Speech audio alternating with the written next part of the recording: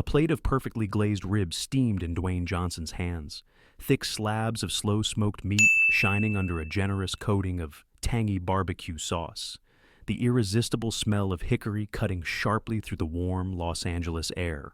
He had just sunk his teeth into the first bite, the flavors melting across his tongue, when a massive silhouette suddenly eclipsed the festival's fairy lights. In a blur, a fist lunged out and ripped the ribs from Dwayne's grip, raising them high overhead.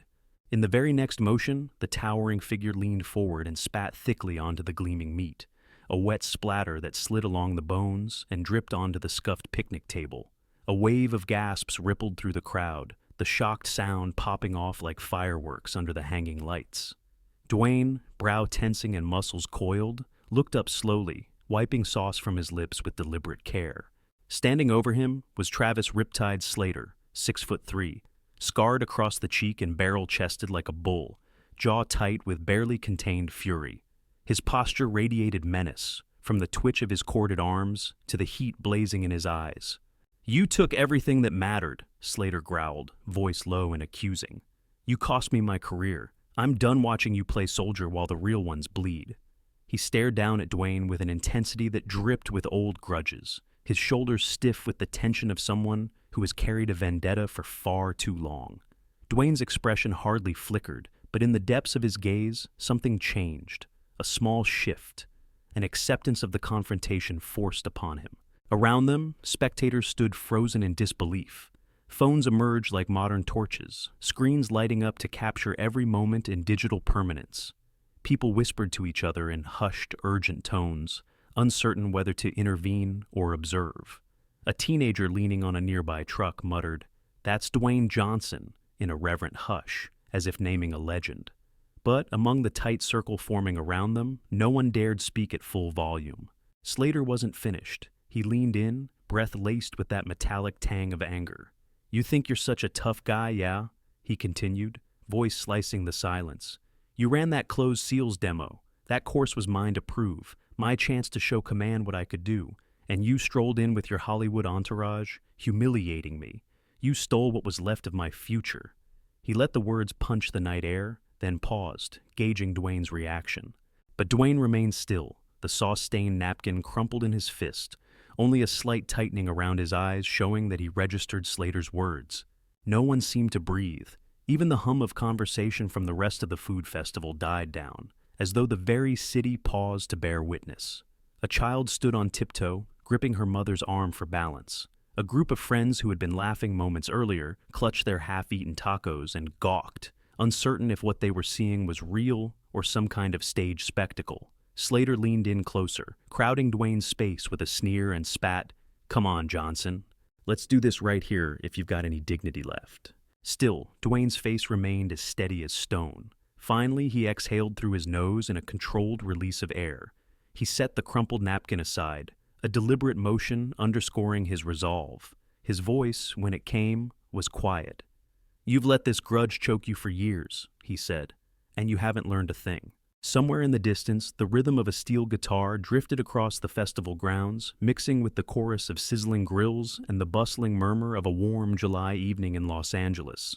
The place was alive in every sense, a sprawling summer food fair that had overtaken an entire parking lot near downtown, neon-lit trucks dispensing ribs, birria tacos, teriyaki skewers, and loaded fries by the trayful. Vendors shouted their daily specials to passersby, families maneuvered strollers between rows of plastic chairs, and couples squeezed fingers tight around beers that dripped with condensation.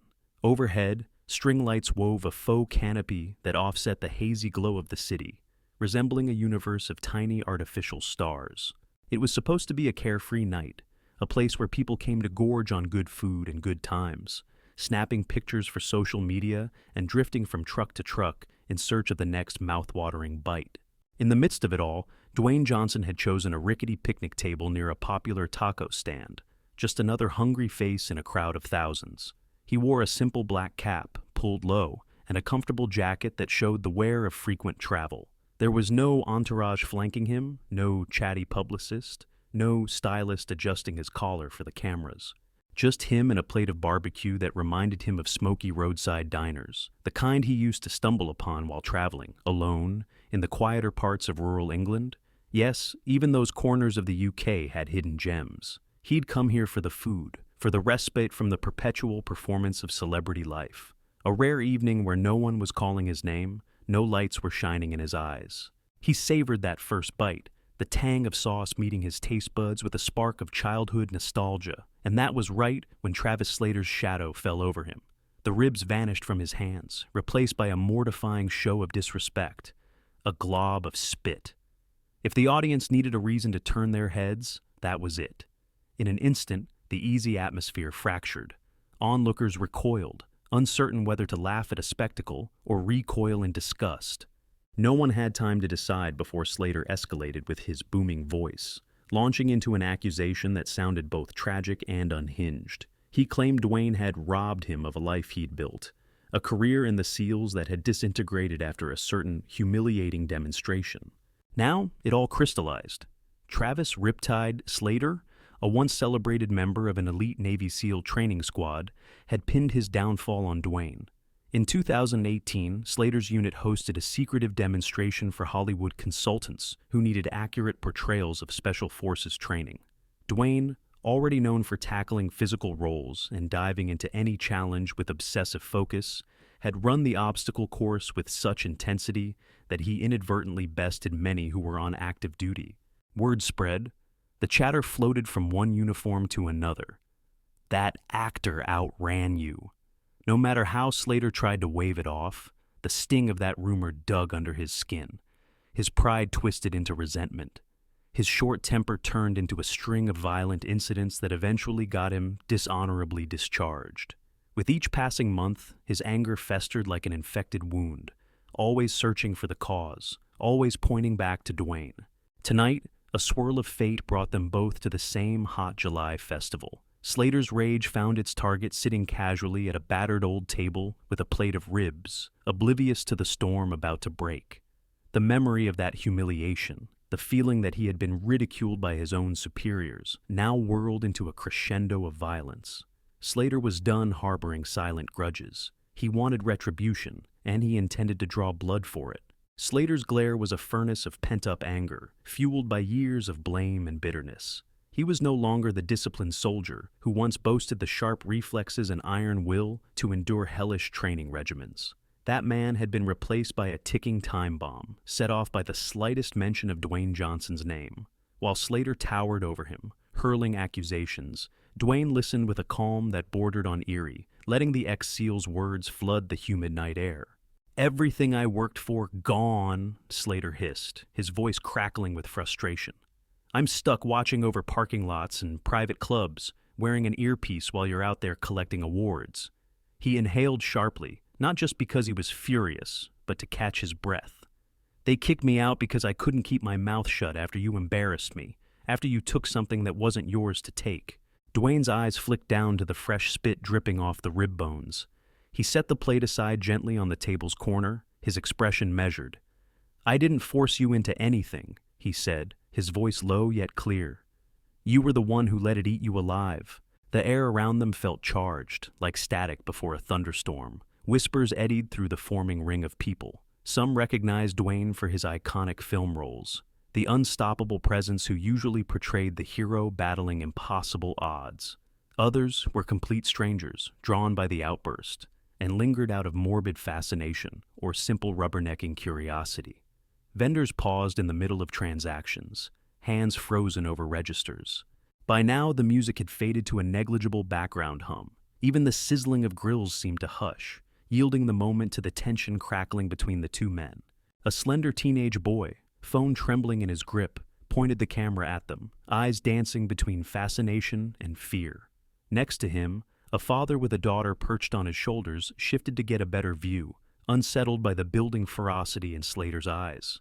Then Slater raised his voice again, addressing the entire crowd like a ringmaster under a twisted circus tent. "You people see him in movies, right? Big star, unstoppable. But you have no idea what kind of joke he was to the real warriors. He's just an actor. No matter how many times he plays a soldier, that's all it will be. Pretend. Dwayne's jaw twitched slightly, but he remained composed. With a measured slowness, he wiped his mouth one last time. Somewhere, a distant voice in the throng urged, "Don't do it, man." As though someone had seen this moment play out before in countless internet videos, each culminating in an ugly brawl or worse. Yet the crowd's anticipation hung so thickly that few truly wanted it to end quietly. People came to see a fight, or at least the spark of one, and Slater was determined to deliver. Slowly, Slater straightened, as though trying to inflate himself even larger. He puffed out his chest with a swagger reminiscent of the hardened soldier he used to be. The light strung overhead cast a flickering sheen across his shaved scalp, revealing a scar that ran from just above his temple down to his jawline, a memento from an operation he never cared to discuss. With his shoulders squared, he advanced on Dwayne until there was scarcely a foot of distance between them, his posture screaming for a response. "Fight me right now," Slater demanded. "Prove to everyone that your big talk and fancy moves on screen can measure up in the real world." His voice descended into a low snarl as he glanced around, making certain every single phone camera was rolling. He wanted an audience, craved it really. It was as if he believed that beating Dwayne to a pulp in front of a sea of onlookers would somehow restore his honor. Dwayne's expression remained impassive. He had no interest in feeding the spectacle, no innate desire to stand center stage in this grotesque turn of events. He had come here for a quiet break, for smoky ribs and a casual evening. Yet, the moment Slater's spit hit his food, everything changed. That was more than a random act of disrespect. It was a challenge that wouldn't evaporate simply because Dwayne refused to engage. A few years ago, he might have tried to talk Slater down with reason. But sometimes, words merely float on air, powerless against a man's entrenched fury. Slater took another step. Dwayne, gaze steady, inhaled deeply. He considered the ramifications. Cameras rolling, potential lawsuits, tabloids that would explode with sensational headlines. Actor Dwayne Johnson in a brutal altercation at a local festival. In the end, however, those concerns melted away under one simple truth. A bully who wants a fight rarely hears any language but action. Then, with a sudden lunge, Slater's fist shot toward Dwayne's collarbone. The strike was quick, honed by years of real combat training. Dwayne narrowly swiveled his torso, letting the attack brush past his shoulder. And as he moved, a low murmur went through the onlookers. Slater was going for the kill. The ex-SEAL quickly pivoted, unleashing another blow, a hammering strike aimed at Dwayne's midsection. This time, Dwayne absorbed the impact, grunting as the force drove shockwaves through his core, rattling his ribs. Before he could fully recover, Slater grabbed him by the shirt front and smashed an elbow into the side of Dwayne's jaw, a move that jolted the world into slow motion. Dwayne's head snapped to the side, and the tang of blood instantly filled his mouth. A few onlookers cried out, but no one dared intervene. Slater seized the moment, hurling Dwayne against the edge of the picnic table. The weather-beaten wood rattled, utensils clattered to the ground, the plastic scraping against asphalt. Dwayne staggered, fighting for balance. His chest ached from the body shot, and a warm trickle of blood slid from his lower lip. The crowd parted just a bit more, bracing for the next eruption of violence. Slater smirked, triumph dancing in his eyes. "You're just a fraud," he growled, stepping forward once again, fists raised for another barrage. Dwayne's vision momentarily blurred. He tasted copper from the gash on his lip and heard the metallic twang of blood pumping in his ears. Waves of pain rippled across his torso from Slater's brutally precise strikes, each blow reminding him that this was no choreographed sparring match, no controlled environment. But inside that battered moment, Dwayne found clarity. He'd trained for a large portion of his life, intensely, methodically. And while he might not have lived in the crucible of active combat like Slater, he understood the mechanics of a real fight.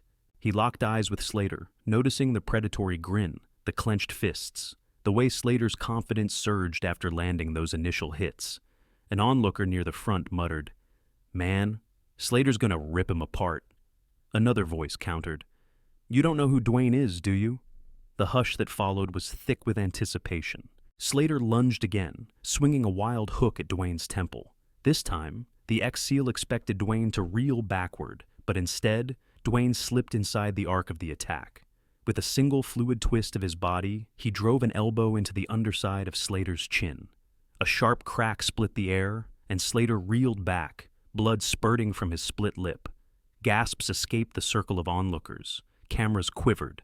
The festival lights overhead seemed to flicker in concert with each violent impact. Sensing an opening, Dwayne capitalized. He followed up with a rapid front kick to Slater's thigh, striking a nerve that buckled the man's stance.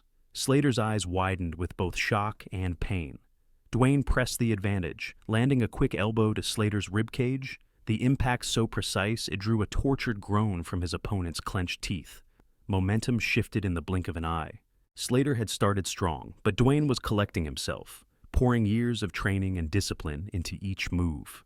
Now it was Slater who stumbled sideways, trying to regain footing. Dwayne heard the crowd's collective gasp as he seized Slater's wrist mid-swing and twisted, using Slater's own body weight against him. Slater crashed onto the hard asphalt, knees scraping the ground as he hissed in pain. Before he could scramble away, Dwayne sank a punishing knee into Slater's abdomen, forcing the air from his lungs with a wheezing gasp. Slater's face contorted, sweat mingling with blood. He coughed violently, trying to gather himself. Gasping, he half rose, staggering to one knee, but Dwayne advanced, unrelenting, hooking an arm across Slater's torso and driving another elbow into the side of his head. The crowd jolted like a single organism, wincing at the impact that resonated with a dull thud. Groans of sympathy mixed with scattered cheers of adrenaline-fueled excitement. In mere seconds, Dwayne had turned the tables. Slater, once the unstoppable force, was now on the defensive, sweat pouring down his temples, chest heaving, one eye already swelling. Blood dripped from his nose onto the asphalt. Dwayne stood tall, fists raised, shoulders tense with focus. There was no cocky grin, no flamboyant flourish. His expression was carved from stone. This wasn't a performance, it was survival. People in the crowd were no longer just casual bystanders at a food festival. They had become spectators in a raw, unfiltered clash. A tension-riddled hush hung over them, broken occasionally by a startled yelp or a whispered expletive. Phones that had begun filming out of novelty were now gripped with trembling intensity, capturing an event that felt part street brawl, part cinematic showdown.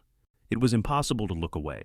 Shock, awe, and a morbid sense of curiosity held them in place, each viewer silently debating whether they should intervene or keep filming. Slater sucked in breath through his nostrils, tasting his own blood on his upper lip. He was furious and confused all at once.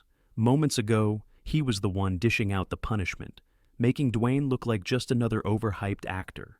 Now, each attempt to strike was met with punishing counters he couldn't quite anticipate. Dwayne's unyielding stance, the relaxed but ready posture, was unnerving in its composure. "Why can't you just go down?" Slater spat the words, glowering through swollen eyes as he braced for another exchange. "You should have stayed in your lane, Johnson. Hollywood glitz and glam, far from real men who fought real wars." Dwayne drew a slow, measured breath. His ribs ached, and a red haze coated the inside of his mouth, but his posture didn't falter.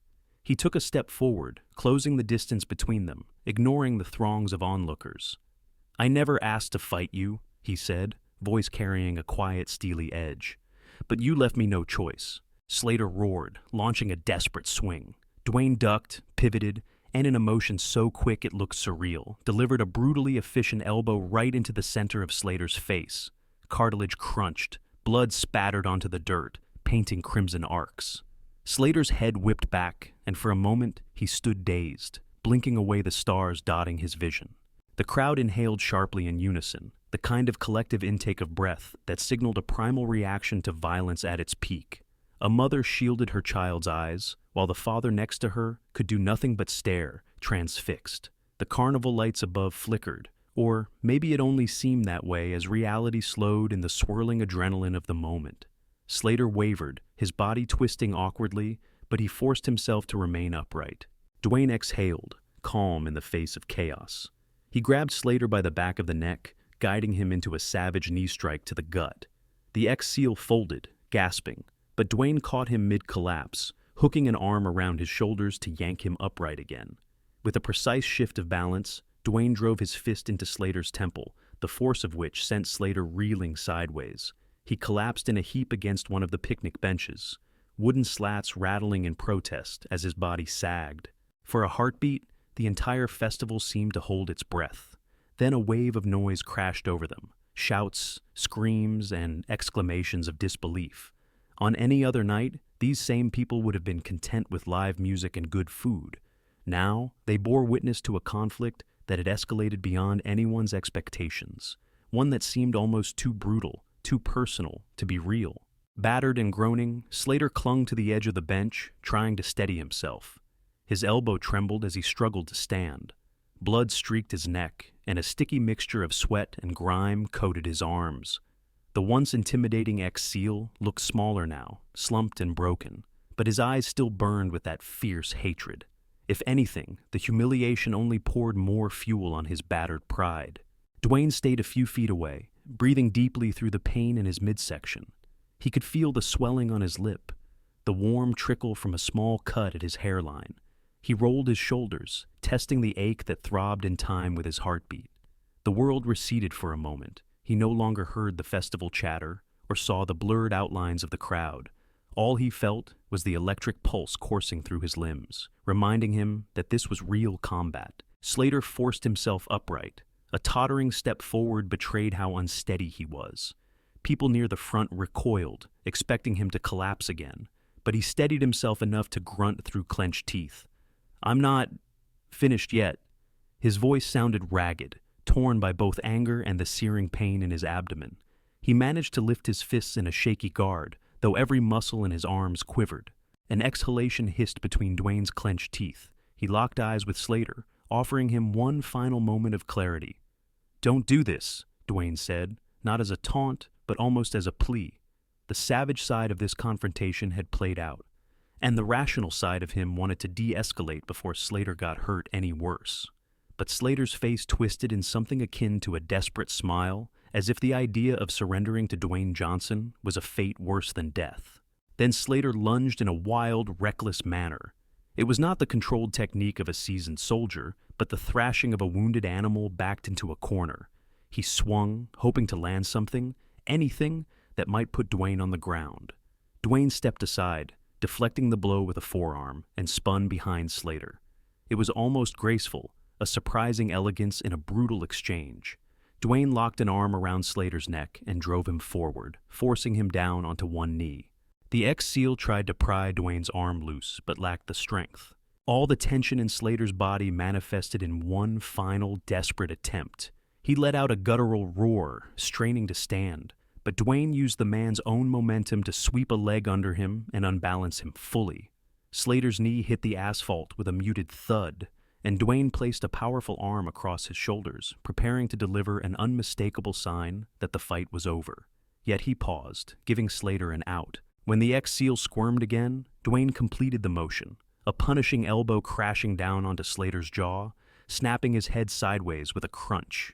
Slater's body gave out. He crumpled to the ground, limbs splayed in a twisted sprawl, breathing shallow. Dwayne released him, stepping back and raising his gaze to the stunned ring of onlookers. A hush fell, so profound it felt like the city itself had ceased breathing. For a few eternal seconds, nobody moved. The raw, violent spectacle ended as abruptly as it began, leaving the crowd frozen in a tableau of shock. Slater lay face down in the dirt, blood smearing the asphalt beneath his battered cheek, his once menacing figure reduced to a broken mass of flesh and regret. Dwayne remained in his final stance, shoulders heaving, fists still clenched. A thin ribbon of blood glistened at the corner of his mouth, and the bruise forming under his left eye throbbed with every heartbeat. At last, the spell broke. A few onlookers rushed towards Slater, uncertain if they intended to help him or just gawk at the wreckage.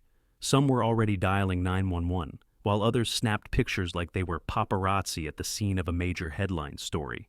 A woman shrieked, "Someone get a medic!" And the father holding his daughter quickly handed her off to his wife, stepping forward as though he might volunteer.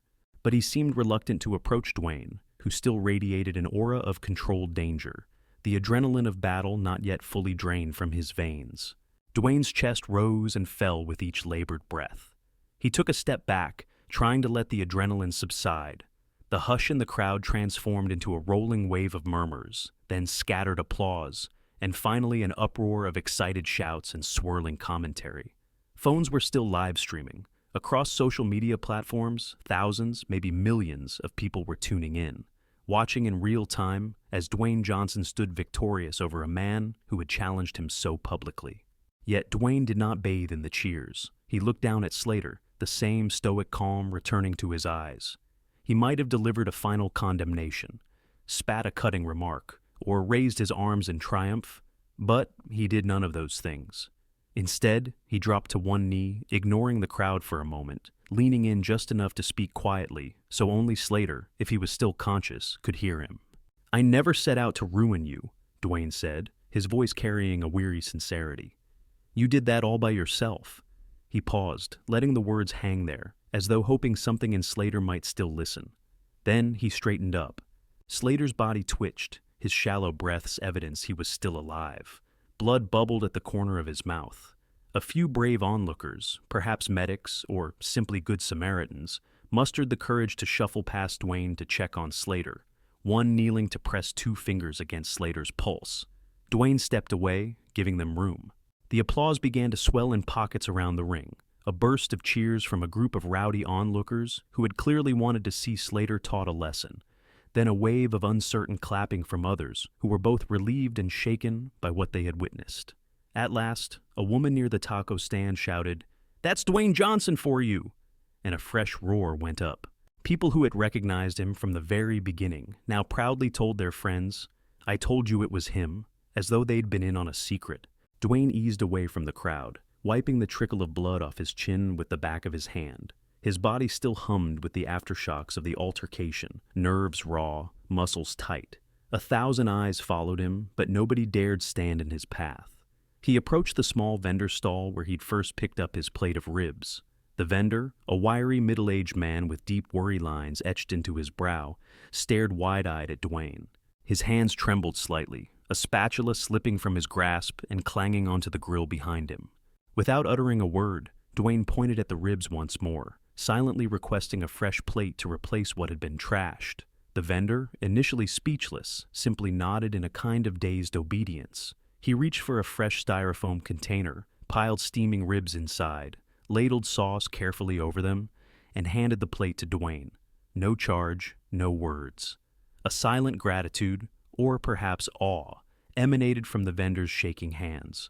All around them, the festival's normal rhythm began to stumble back to life. The distant stage where music had once played found its tune again, and some people shuffled away, uneasy about lingering in the aftermath of such a brutal fight. Others crowded closer, jostling for a glimpse of Slater, who was now partially conscious, trying to form words but spitting up blood. The father who had earlier considered stepping in was now calling an ambulance, urging the operator to come quickly. A ring of spectators squatted around Slater, uncertain if they should move him. But Dwayne had done his part. He offered no parting taunt, no final wave to the cameras. Instead, he tucked the plate of ribs under one arm and slipped his cap, which had fallen to the ground during the melee, back onto his head. The sweat that had gathered on his brow was cooling, and he winced as he flexed his bruised rib cage. His jacket, discarded on a corner of the bench, was caked with dirt. He scooped it up casually, ignoring the stains, and slung it over one shoulder. One of the bold onlookers, still filming, took a step forward and asked breathlessly, "Dwayne, can you say something? Anything for the fans? Are you okay?" A small crowd with phones out, shining screens in the twilight, circled as if to pen him in. Dwayne looked at them for a moment, evaluating. He realized they wanted a statement, a sound bite, some viral phrase to attach to their footage, but he merely shook his head and repeated, "No comment," softly, firmly. He turned to leave the makeshift fighting circle. The horde parted as though parted by an unseen force. Some followed at a distance, capturing his retreat, posting captions and hashtags in real time. Others stayed behind, engrossed in the aftermath of a battered ex-SEAL laid out on the ground. A hush trailed after Dwayne, like even the loudest cheerers felt the magnitude of what they had just witnessed. In that hush, a few voices murmured their support. Some women offered sympathetic smiles, and the teenage boy who had recognized Dwayne earlier raised a tentative hand in a half-wave. Dwayne nodded politely, acknowledging the gesture. He left behind the swirl of confusion, the ambulance calls, and the glowing phone screens. The festival lights shimmered overhead, but in his mind, the night was already done. He'd come for food and quiet, but found violence and spectacle. Now, ribs in hand, he slipped back into the city's endless sprawl, disappearing among neon signs and drifting crowds, as if returning to a world where he was just another passerby.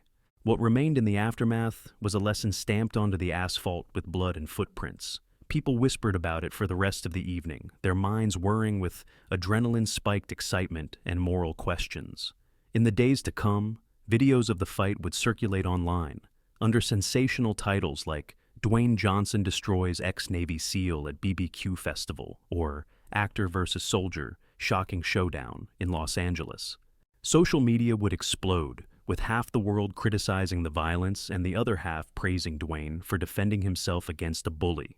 Yet, for all the digital echoes and gossip, the essence of what transpired was simpler and more human. Slater had treated the encounter like his chance at redemption, blaming the downfall of his military career on a moment where Dwayne Johnson simply tried his best at a demonstration course. The bitterness, the conspiratorial belief that someone else's success had stolen his own, twisted Slater's mind. He spent years nurturing that grudge as though it were the only thing giving him purpose. In his eyes, Dwayne's presence in that 2018 training session had robbed him of glory he felt entitled to, fueling a resentment so deep it eventually cost him his position, his friendships, and his sense of peace. But truth has a way of surfacing in the ugliest of ways. That night, under the glow of cheap string lights and next to sizzling grills, Slater reached a breaking point. He spat on Dwayne's plate of ribs, an act so brazenly disrespectful that it mirrored the disrespect he'd felt all those years. The violence that followed was raw, unfiltered, and horrifying to most who witnessed it. Yet, it revealed something crucial. Slater's rage was a monster of his own making, and Dwayne was merely the trigger he seized upon to justify it. Dwayne didn't fight for cameras or glory. He fought because Slater pushed it too far and left him no option. When confronted, Dwayne responded with trained efficiency and unyielding resolve. While Slater aimed to annihilate, Dwayne aimed to end the threat. And in that thunderous clash, the lessons hammered home were steeped in humility and consequence. Ego can be loud, but true strength often resides in quiet restraint until pushed to a breaking point. Those who stuck around the festival after Dwayne vanished into the night exchanged hushed thoughts about who was right or wrong. Some insisted Slater had started it, and that once the line was crossed, the outcome was sealed. Others felt uneasy about the brutality of the entire confrontation and the crowd's role in egging it on. A few, especially among the younger generation, saw the footage as a new piece of pop culture lore, a story to share and dissect on forums, capturing slow-motion replays of each blow in analysis videos. In the days that followed, paramedics confirmed that while Slater suffered several fractures and needed extensive medical care, he would recover. Cameras and headlines moved on quickly, as they always do, chasing the next scandal or viral moment. But for those who witnessed the fight in person, perhaps while clutching a paper tray of greasy fries or half-sipped lemonade, it became a moment of profound reflection. A demonstration of what happens when resentment is left to fester, and what it means for one man to stand up silently until the only words left are delivered through action. Long after the festival shut down for the night, the echo of fists and elbows lingered in the minds of those who saw it. They remembered the way Dwayne stood, calm and resolute, letting Slater's anger crash against him before responding in a measured storm of movement. They remembered Slater's wide-eyed disbelief when he realized that the man he had dismissed as a mere actor was, in fact, more than prepared to match him, blow for blow. They also recalled how Dwayne, in the end, didn't revel in triumph. He simply took what he needed, a fresh plate of ribs, and walked away, reminding everyone that respect doesn't require screams or spectacle. Sometimes it just needs to be earned, fiercely, in a single silent moment when someone tries to tear you down and you decide it ends here.